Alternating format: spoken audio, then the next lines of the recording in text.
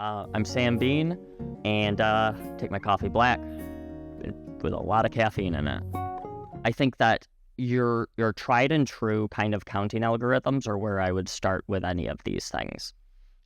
Word frequencies, they can get you pretty far in search. TF-IDF get you pretty far. Standing up like a standard single node open search or Elasticsearch, like one database, and then using that instead of a neural network, and delegating everything into BM25 inside of Lucene, that'll get you really far. It's also simpler than operating your own neural network. And I think the same goes for evaluation. It's the same thing, right? Add this neural network. It'll make evals easier. Will it? Is it going to be simpler than me just converting both the predicted answer and the ground truth answer into a bag of words and then just counting the number of words similar? Probably not.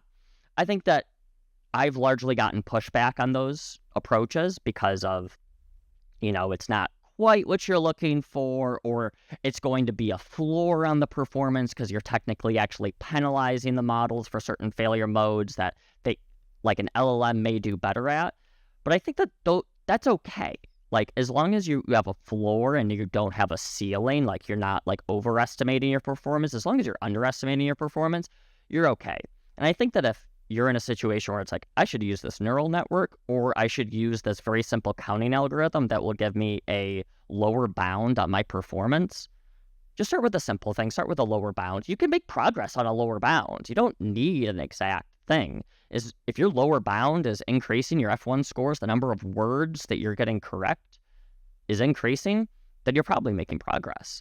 It may not be progress on the perfect metric, but you don't need the perfect metric. You need a metric, something that you can understand and that you can actually synthesize a technical strategy around.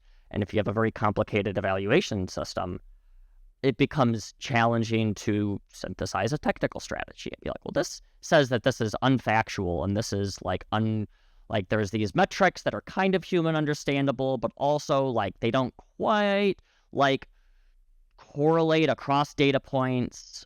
If you know what I mean, like the factuality of a 10 here might be an 8 here, when in reality they're both pretty much totally correct. And I think that getting away from these very simple baselines is where I see most people going wrong.